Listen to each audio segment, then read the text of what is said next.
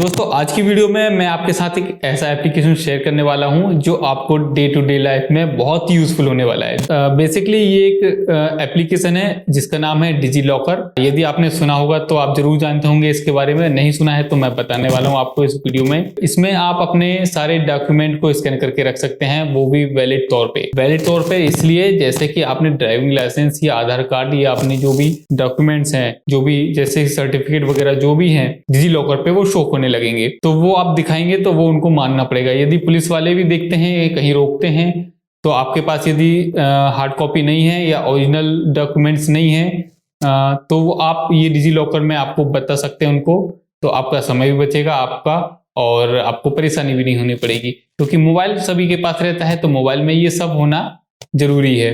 तो देरी ना करते हुए आइए चलते हैं हमारे मोबाइल की स्क्रीन पे और देखते हैं इसको लॉगिन कैसे करना है और इसमें हम हमारे डॉक्यूमेंट को कैसे सेव करके रखेंगे। तो आइए आज कुछ नया सीखते हैं।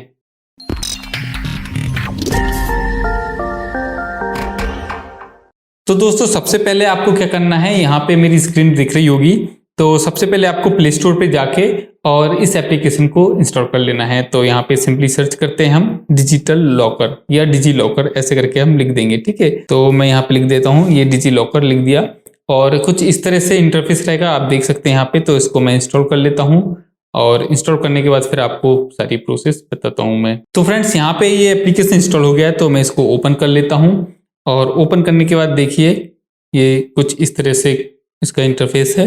और यहाँ पे ये देखिए आप यहाँ पे लैंग्वेज सिलेक्शन के लिए बोल रहा है, तो आप जिस भी लैंग्वेज में आप सुटेबल हैं उस पे आप जा सकते हैं। तो मैं कंटिन्यू करता हूँ इंग्लिश की तरफ। इसके बाद फ्रेंड्स यहाँ पे आपको कुछ नहीं करना है, इसके कुछ नियम्स हैं, तो ये आप देख सकते हैं कैसे करना है। तो स्क्रॉल करके और लेट्स गो पर हम टैप करते हैं।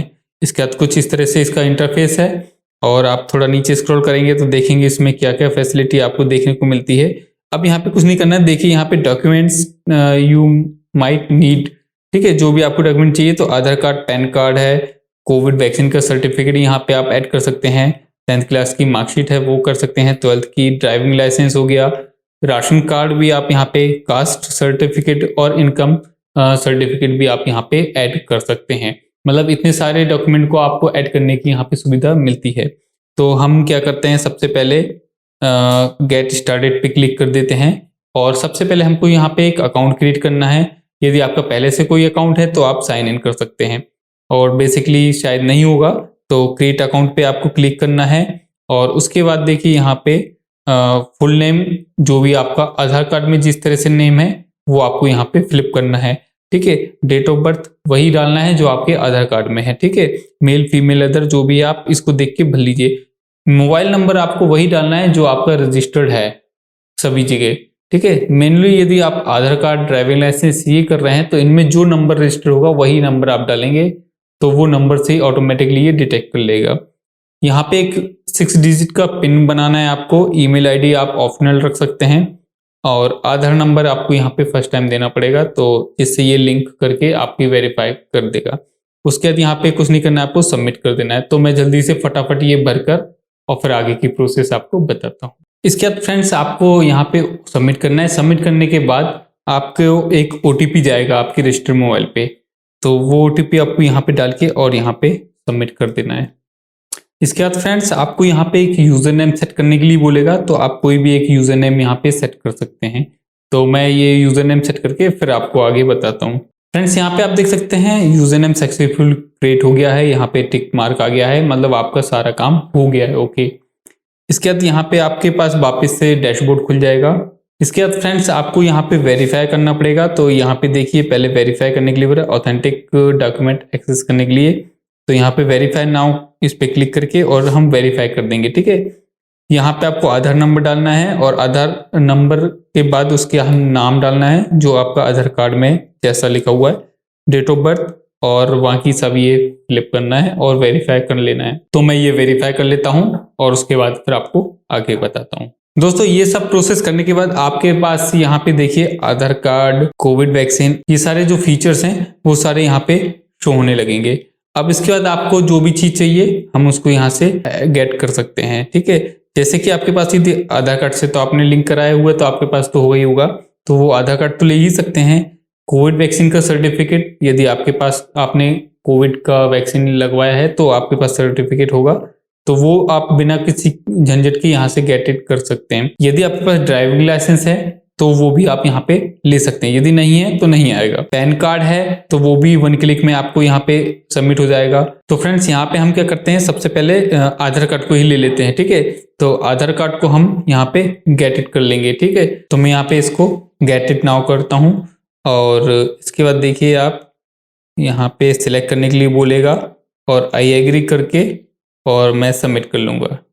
यहाँ पे एक OTP जनरेट होगा, OTP जैसे ही आएगा वो सबमिट करके हम, ये देखिए OTP आ गया है और इसको मैं सबमिट कर देता हूँ। ये देखिए यहाँ पे फ्रेंड्स आप देख सकते हैं यहाँ पे हमारा आधार कार्ड लिंक हो गया है और आप होम पर जाएंगे वापस से तो ये देखिए आधार कार्ड यहाँ पे आ गया है। मैं भी यहाँ पे पहले गेट इट का ऑप्शन आ रहा था, अभी नहीं आ रहा है, यानी कि आधार कार्ड लिंक हो चुका है। यदि आप कोविड का करना चाहते हैं तो कोविड के भी यहाँ पे आप गेट इट पे करेंगे और यहाँ पे बेनिफिशियरी का जो ID नंबर है वो आपको यहाँ पे सबमिट करना होगा, ठीक है। और उसके बाद आप इसका भी सर्टिफिकेट यहाँ पे आसानी से डाउनलोड कर सकते हैं। इसका ड्राइविंग लाइसेंस भी कर सकते हैं, पैन कार्ड वगैरह कर सकते हैं, 10th 12th की मार्कशीट भी आप यहाँ पे ऐड कर सकते हैं। तो मैंने आधार कार्ड ऐड कर चुका हूँ तो मैं इस पर सिंपली क्लिक करूँगा तो यहाँ पे आप देख सकते हैं यहाँ पे मेरा आधार कार्ड जो है वो यहाँ पे शो कर रहा है, ठीक है।